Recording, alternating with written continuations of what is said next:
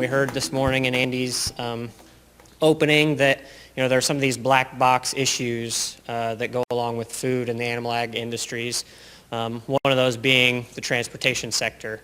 And we heard a lot from our speakers this morning about the importance of sustainability and how are we going to raise more food with less resources. And biodiesel actually is an opportunity for these industries to pair both of those together. And for the livestock industry, not only is it a more sustainable way to transport those products to the marketplace and to consumers, it also has a profitability side and a benefit that my colleague Alan Weber will be able to dive into a little deeper in the second half of this. So just to start out, the National Biodiesel Board, we have about 300 or so members, 100 production facilities commercially producing fuel across the country. Those little red dots on the map kind of give you an idea. Pretty regionally diverse industry, a lot in the Midwest, but there's also a lot produced, California, East Coast, Texas, population centers, and also where you find those raw materials that the industry uses.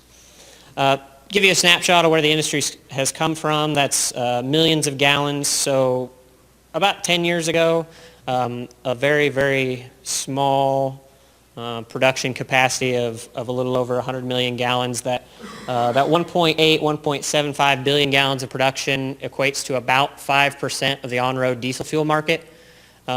So to put that into that perspective of how much diesel fuel we use in this country to transport goods and services.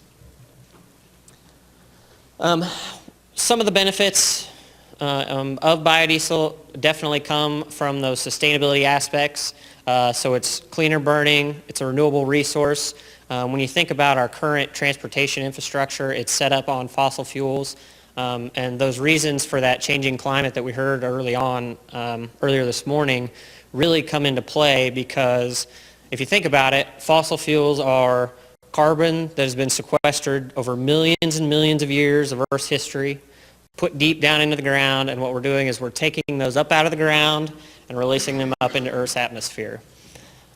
Whereas biodiesel is different. It's actually recycling that carbon through the plant's natural systems, pulling carbon out of the air into plants. That plant matter through either oils or starches gets turned into a fuel.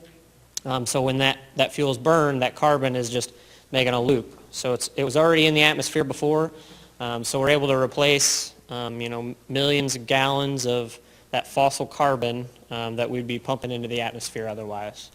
And just some other things. It has a high energy balance, basically. The well to wheels analysis, for every 1 unit of energy you have to put in to get biodiesel, you get about 5.5 units out. Comparison, petroleum diesel is a negative correlation, so it actually takes a little more energy than you get out of it in the production side. Biodiesel is not a new fuel. From that 10 years of growth, we've had many industry champions. All of these brands, organizations, national landmarks, they all rely on the fuel and a lot of them do so because of its sustainability aspects. So trying to become more green. We're just, one example, we were just down at the Kennedy Space Center for Earth Day a couple of weeks ago, working with them on a sustainability symposium of what can they do for all their fleet vehicles, tourist buses, construction equipment, on and off-road, etc. So a lot of folks relying on it to get better at what they do. The renewable fuel standard, I'm sure, is something you've heard of, especially if you're in the livestock industry. It's a pretty hot political issue right now. The biodiesel industry has a little bit different story to tell than some of the other biofuels that are involved in the program. It was originally designed, and the law was intended to essentially require the large petroleum companies to use a certain percentage of their fuels to come from renewable resources. So whether that is a biodiesel, a renewable diesel, an ethanol, cellulosic ethanol, those kind of things. So the idea was to, basically Congress said, we have a problem and here's how we're going to try to fix it on the transportation side. Just one thing to note, if you look over around 2015, you see that conventional biofuels category flatline. Currently in the U.S., most of that is made up of ethanol from corn. So that category was actually built as the base of that program, and then in those out years, so 2015 on, is really where those advanced biofuels like biodiesel really carry the water for the program and expand. And for those that don't know, the advanced biofuel definition by the EPA means it reduces greenhouse gas emissions by at least 50% or better. That didn't carry over my my tags there, but so this is the breakdown of feedstocks that biodiesel producers across the country are using to make the fuel out of.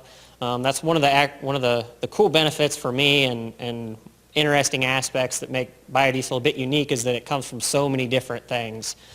Basically any fat or oil you can make biodiesel into through a pretty easy chemical process that is actually easy enough. It's made itself into a lot of high school science curriculums.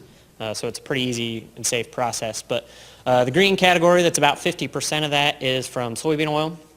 And then the other categories, the light blue is animal fats, so about 10% of the biodiesel industry is using animal fats. Distillers corn oil is one of the growing categories, that gold color. So they're actually taking some of the extra fat out of the DDGs out of that process. And then there's canola and then some other oilseed crops in there in that makeup. So since soybean oil is about half of the biodiesel feedstock, we typically use that as our example when we're talking about the economics of the oils and oilseed crops. And it helps to understand, if you start from the very beginning, soybean is by nature about 80% meal, 20% oil, and it's grown for that protein meal that all of you all in the livestock industries are feeding to your cows and chickens and pigs. And historically, that protein demand has driven soybean economics. That's essentially how the biodiesel industry in this country got its start. Was a group of soybean producers said, this oil, we can't get enough of it into the food market. It's dragging down our prices. We've got to find something else of value that we can do with this stuff. So because that's a fixed relationship, the more protein that is demanded, the more oil there's going to be. And that's from basically all fats and oil sources, whether it's soybean protein that's in demand, or if it's more animal protein, you're going to have the soybeans to feed those livestock, feed those cattle and hogs. So there's that more oil on the market. We've talked about this pretty extensively already today, but this just shows of that population growth. It's not really the developed world and not the least developed world that's growing. It's that middle in between, and that's who's demanding that protein. And this is just another example, just from a continent standpoint. That the white bar on this side is 2007 and then 2030. So that's the change in demand of protein. So you can see those from an overall increase of about 40% more protein.